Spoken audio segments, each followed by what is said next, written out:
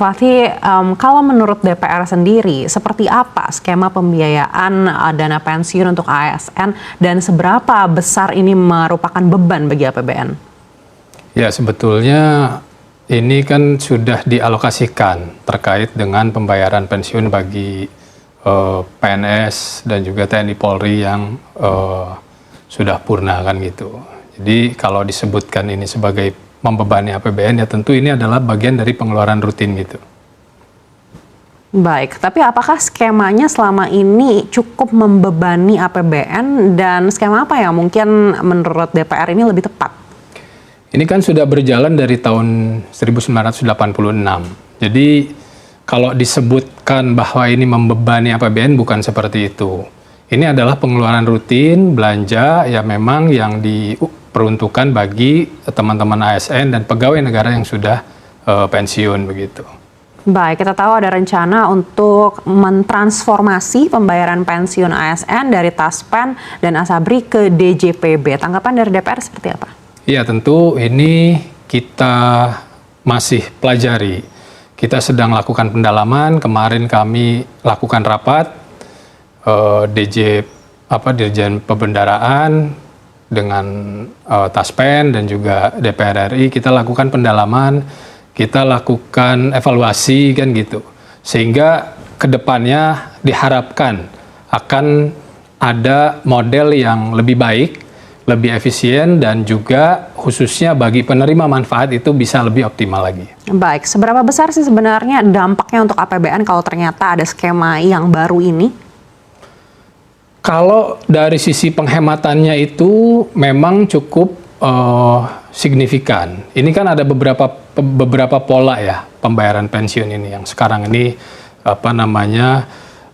pay as go kan gitu. Nah, sedang dibicarakan untuk bisa menjadi fully funded, tetapi itu semua masih di dalam tahap pembahasan. Baik, apakah memang meskipun ini rutin dilakukan, tapi karena jumlahnya terus merangkak setiap tahunnya dan naik, ini yang akhirnya menjadi beban bagi APBN? Iya, ini sekali lagi bukan kita sebutkan ini sebagai sebuah beban gitu ya. Memang ini sebuah pengeluaran yang sudah rutin dilakukan. Namun kedepannya kalau memang ada metode yang lebih efisien, kan kenapa tidak dilakukan gitu. Nah, ini yang sedang kami evaluasi sekarang. Baik, lalu risiko apa yang menurut DPR ini mungkin terjadi apabila terjadinya transformasi atau perubahan skema? Ya, yang dikhawatirkan adalah terkait dengan pelayanan kepada penerima manfaat. Kita ketahui bahwa Taspen ini kan sudah cukup lama dan berpengalaman di dalam mengelola pensiun kan gitu, dan juga pelayanan masyarakat ini pensiunan kan tahunya ini sekarang sudah terbentuk gitu pola yang sangat lama lah, hampir 40 tahun kan gitu. Nah, sekarang dikhawatirkan bila mana ada perubahan ini yang akan menjadi permasalahan gitu. Sekali lagi yang kita harus pikirkan adalah upaya efisiensi ini harus pada akhirnya memberikan manfaat bagi orang-orang ataupun para penerima manfaat yang pensiun. Baik, kita tahu Taspen dan Asabri ini sebelumnya juga membuat kepercayaan masyarakat ini sedikit berkurang begitu terhadap institusi itu begitu. Tapi kalau memang nantinya akan dialihkan ke DJPB, DPR sendiri melihat kemampuan DJPB seperti apa, apalagi juga dengan mungkin pegawai yang ada di dalamnya begitu. Apakah juga bisa mengemban tanggung jawab ini? Iya, memang DJPB ini kan sifatnya administratif, pencatatan keuangan kan gitu, pencatatan perbendaraan kan gitu. Nah, ini yang kemarin juga sempat kami singgung saat rapat dengar pendapat kan gitu. Ini yang ingin kita ketahui, seperti apa rencananya kan gitu. Bila mana dilakukan pengalihan, tentu kita mendukung semua upaya efisiensi. Pasti kita dukung. Namun demikian jangan sampai ada hal-hal lain yang kemudian terkorbankan. Sekali lagi khususnya bagi penerima manfaat atau pensiunan gitu. Baik, apakah menurut Anda ini juga memang terkait dengan kepercayaan terhadap institusi Taspen dan juga Asabri yang mulai berkurang?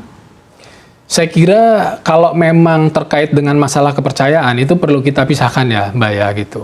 Artinya kalau ada oknum-oknum yang memang berbuat salah dan sekarang juga sudah dihukum kan gitu. Saya kira itu tidak fair juga kalau misalnya kemudian karena perbuatan 1-2 orang institusi menjadi korban. Nah, yang menjadi fokus ini adalah ke depan bagaimana untuk bisa mengelola pensiun, bisa menjalankan memberikan manfaat kepada para pensiunan dengan lebih efektif gitu. Sehingga jika bisa dilakukan efisiensi, maka kan anggaran tersebut bisa kita realokasikan untuk hal-hal lain yang lebih penting. Baik, tentunya tugas DJPB nantinya ini tidak hanya sekedar untuk melayani pensiunan, tapi juga bagaimana caranya bisa mengelola risiko investasi yang ada begitu. Apakah kemampuan yang ada saat ini menurut DPR sudah cukup untuk ada di DJPB? Itu yang menjadi concern sebetulnya. Yang pertama terkait dengan pengalaman di dalam mengelola ekosistem ini. Yang kedua risiko investasi kan gitu. Itu salah satu concern juga. Yang ketiga itu terkait dengan ekosistem yang memang sekarang ini sudah lama terbentuk.